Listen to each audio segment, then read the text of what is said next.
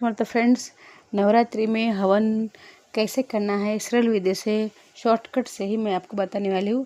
Shortcut का मतलब ऐसा नहीं कि लकड़ी रख दिए जला दिया, ऐसा नहीं होता है तो आपको फल नहीं मिलेगा। तो फ्रेंड्स, आप सबका स्वागत है श्री स्वामी समर्थ यूट्यूब चैनल पे।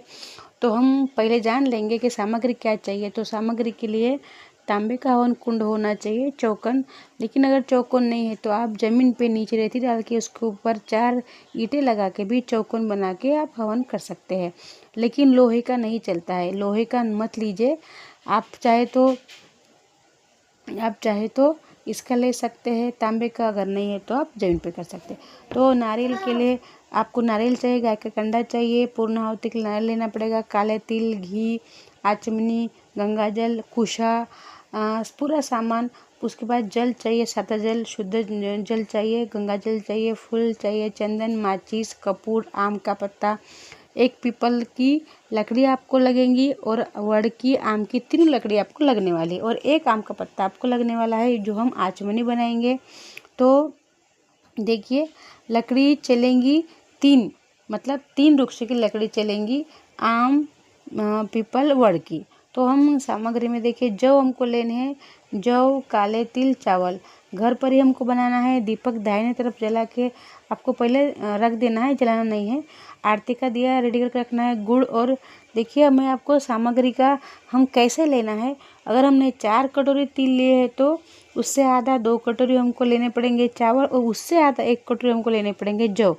आप चाहे कटोरी का माप लीजिए, चाहे चम्मच का लीजिए, मैंने आपको माप बताया है।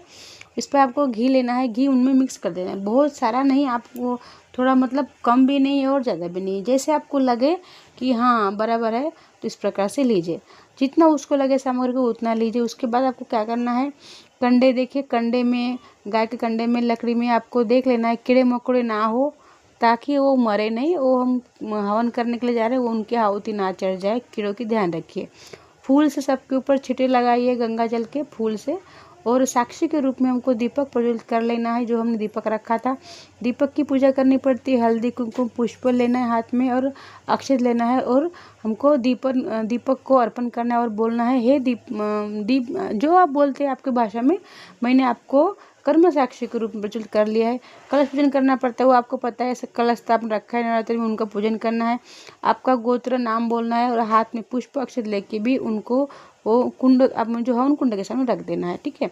अभी आपको गणेश जी का, अपने गुरु सूर्यदेव, ब्रह्मा विष्णु महेश सबको बुलाना है, नवदुर्गा माता को बुलाना है, और नवग्रहों को भी आपको बुलाए, और ग्राम देवता, स्थान देवता, कुल देवता सबको बुलाए। ऐसा बोलकर आपको क्या करना है, सबको बुलाने के बाद आपको, तो ये सब बोल के, अगर आप बोलेंगे मैं ऐसा नहीं करूँगा तो आपके समय और पैसा दोनों बर्बाद हो जाएंगे, आपका फल कुछ नहीं मिलने वाला है। तो आपका मुंह होना चाहिए पूर्व की तरफ, और आपको क्या करना है, हाथ में चावल लेना है और दिग्बंध करना है, मतलब 4 दिशा से आपको खुद को क्या करना है, बंधित कर लेना है, 8 दिशा से बंधित कर लेना है। नहीं तो ऐसा नहीं करेंगे तो आपके हवन में अड़थड़े आते हैं, इसलिए हमको ऐसा करना पड़ता है। तो 8 दिशा में चावल छिड़कने हैं, और दोनों हाथ में लेके, अगर कोई दिशा हमसे छूट गई है तो क्या करना है, सिर के ऊपर से दोनों हाथ में चावल लेके ऐसे घुमाना है गोल सिर के ऊपर से, मतलब कोई छूट गया है तो वो आ जाए, कोई दिशा छूट गई है तो आ जाए। तो गोबर का कंडा, आपको कपूर रखना है गोबर के कंडे के ऊपर, और उसको जला देना है कपूर का चूरा डाल के। तो लकड़ी पहले नहीं रचा के रखनी है।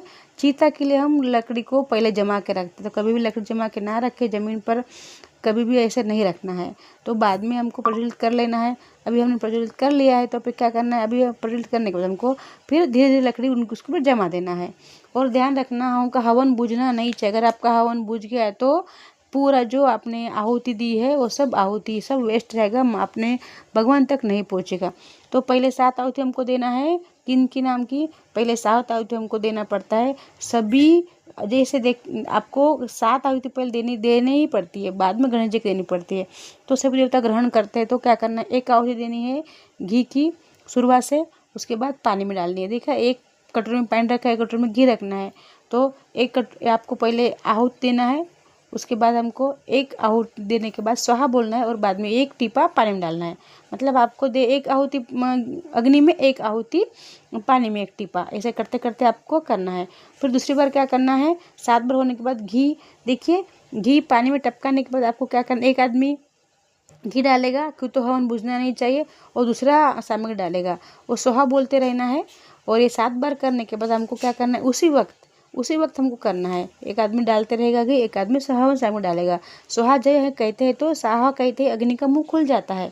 तो जैसे आप सोहा बोलेंगे तो गणेश जी के नाम से आपको 8 बार आपको आहुति देना है। जो आपने सामग्री बना के रखी है ना उससे, तो देखिए 3 उंगली से हमको ऐसे पकड़ के आहुति देना है। और आपको जो शुरुआ है वैसे वो भी ऐसे ही पकड़ना है 3 उंगली में।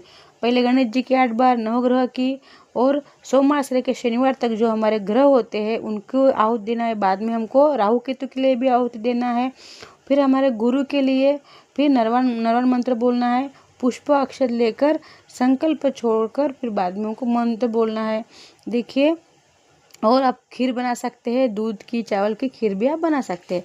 तो जब हम मंत्र बोलेंगे ना फ्रेंड्स, तो क्या करना है, आपको एक बात की ध्यान रखना है सबसे पहले कि हम स्वाहा बोलते ही हमको डालना है, और स्वाहा बोलने के बाद ही आप बराबर हवन कुंड में पड़ना चाहिए, वो बाहर नहीं गिरना। अगर वो बाहर गिर गया तो वो राक्षसों को मिलता है, तो राक्षस बलवान बनते हैं। तो शुरुआत भी इस तरह से पकड़े।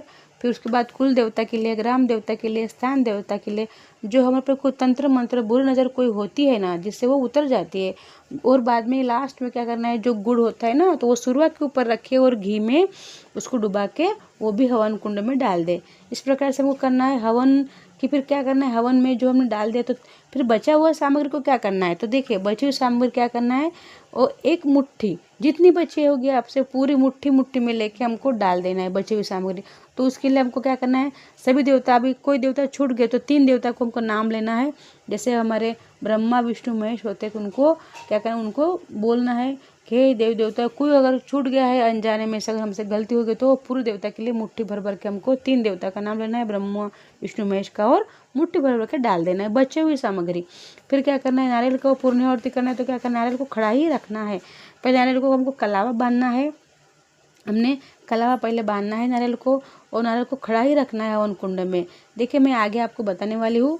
और शुरुआत से घी डाल देना है, घी छोड़ना है नारियल के ऊपर। तो जो भी घी, पूरा जितना भी घी बचा है वो पूरा घी हमको नारियल के ऊपर डाल देना है।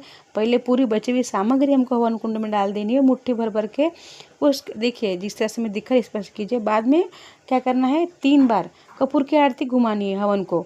आरती घुमाने के बाद क्या करना है, आरती कपूर की 3 बार घुमाई हमने हवन कुंड को। बाद में पूरे घर में आरती ही घुमा देनी है हवन कुंड में घुमाने वाली।